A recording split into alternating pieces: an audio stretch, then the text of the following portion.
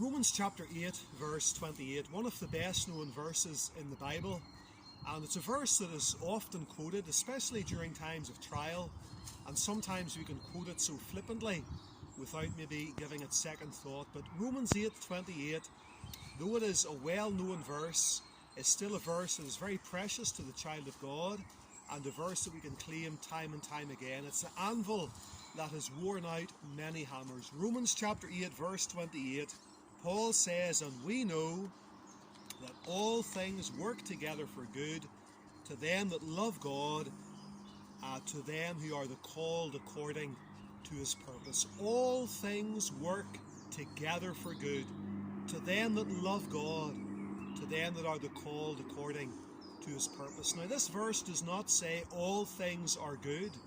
The Bible acknowledges that there are many things, even in the life of a Christian, that are not good. But the key word in the verse is the word together.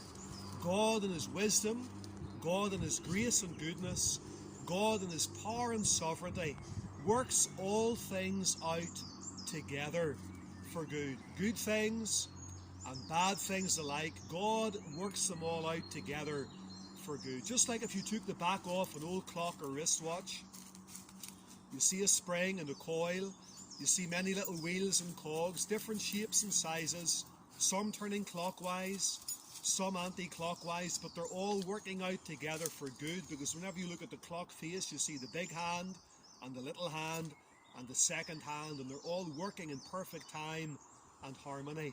And so in life there are things that seem to be against us, other things that appear to be for us, but God is working all things out together for good. William Cowper, the famous hymn writer, was a man who had a lot of mental health issues in his life, and he wrote that wonderful old hymn, "God moves in a mysterious way, his wonders to perform. He plants his footsteps in the sea, he rides upon the storm. Ye fearful saints, fresh courage take, the clouds ye so much dread are full of mercy, and shall break with blessings on thy head. Judge not the Lord by feeble sense, but trust him for his grace. Behind a frowning providence, he hides a smiling face. Blind unbelief is sure to err and scan his work in vain. God is his own interpreter, and he will make it plain. His purposes will ripen fast, unfolding every hour.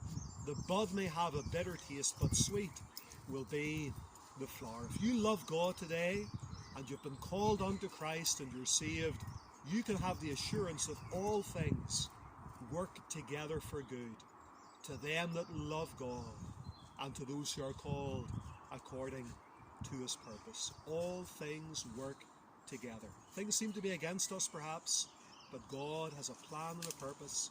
God is working all things out together for good. May God bless his word to your hearts. This well-known verse, let's claim it afresh. Let's bring it to the bank of faith. Let's cash it in, and let's avail of its wonderful bounties. May God bless you. Thank you so much for listening.